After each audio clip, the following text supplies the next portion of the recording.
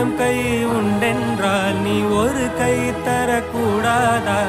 ஈராயிரம் கண் கொண்டாய் உன் ஒரு கண்யனை பாராதா? உன்னில் சரணடைந்தேன் இனி நீ கதியே.